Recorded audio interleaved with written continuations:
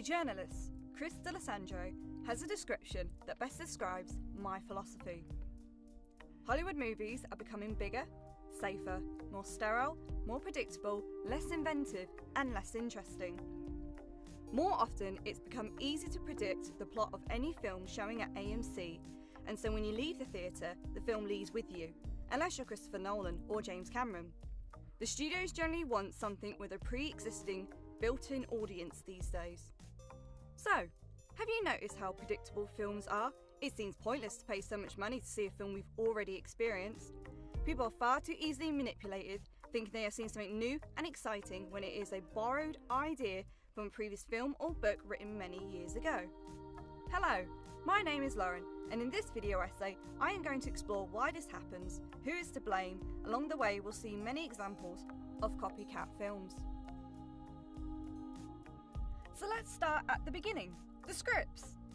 Writers are where issues first occur, following familiar methods like the three-act structure that dates all the way back to Aristotle.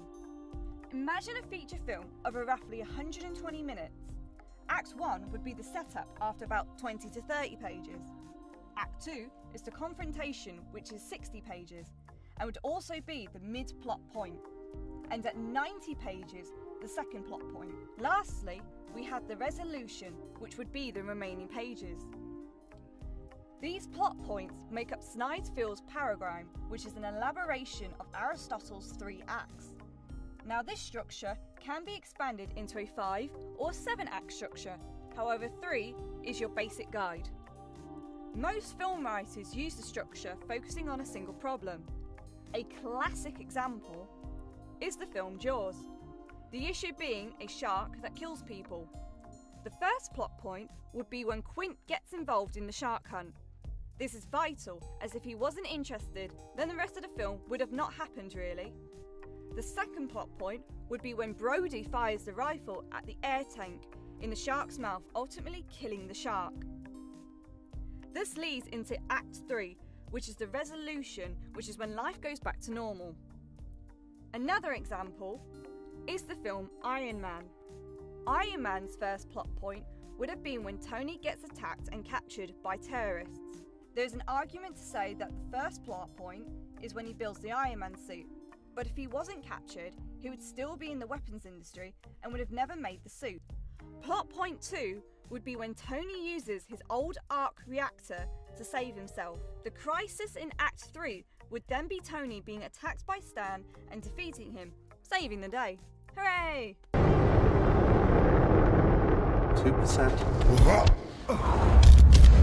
We are now running on emergency backup power. Whoa!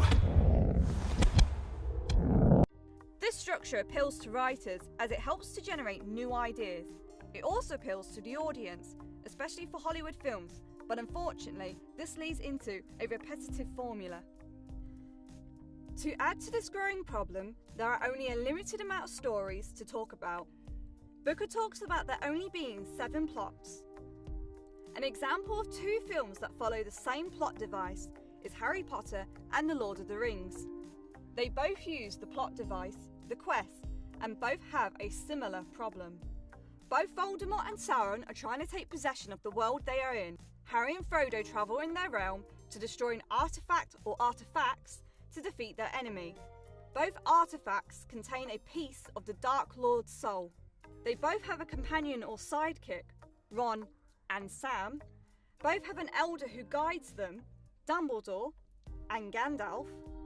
There are 2 Jokers in the film, the Weasley brothers and Merry and Pippin. In the meantime, a great battle is put into play. Helm's Deep, Gondor, and the battle against Hogwarts.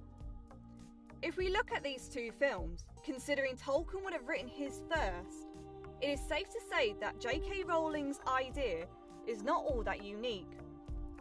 Also to note that both these films were originally books, meaning the script writers and directors chose not to compromise the original structure of the story. Not all filmmakers do this. The Walking Dead based their TV show on a comic book, but added their own twists and turns to keep it interesting and unpredictable. Some directors also develop habits, such as director M.Night, who made a career in plot twists.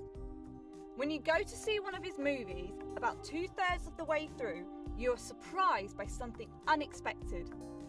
An example would be The Visit.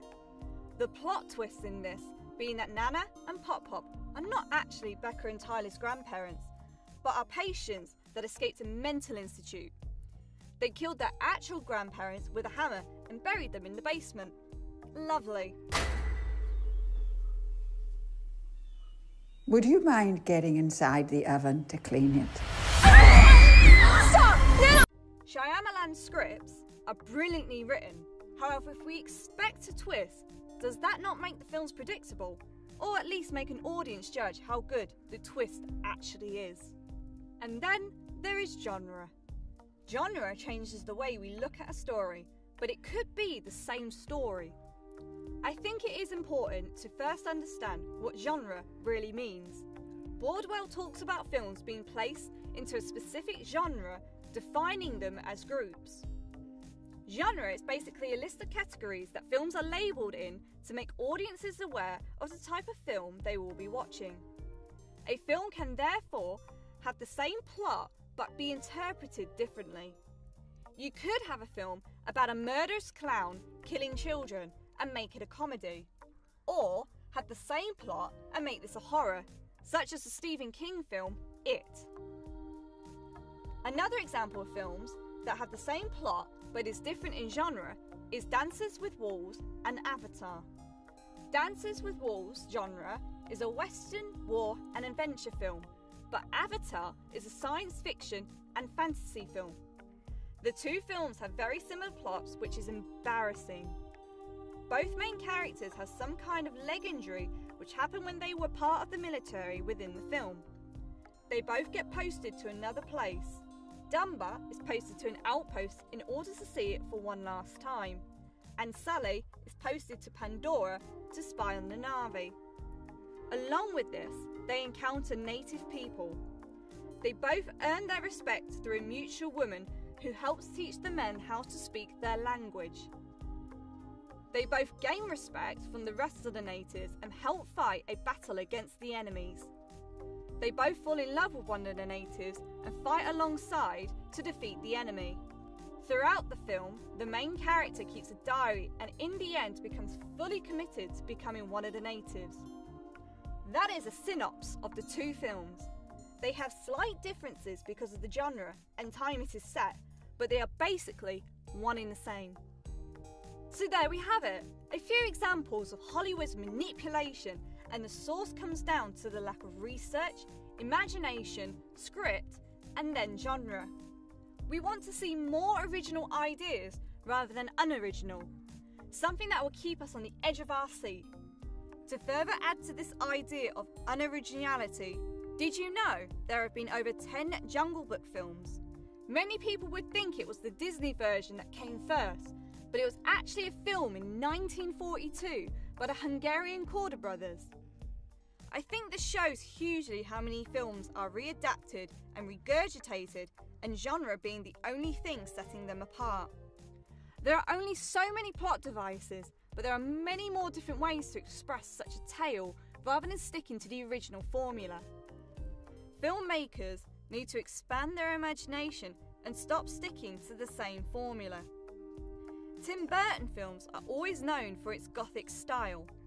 Steven Spielberg's known for bringing cinema to life, but his story arcs follow the same three-act structure.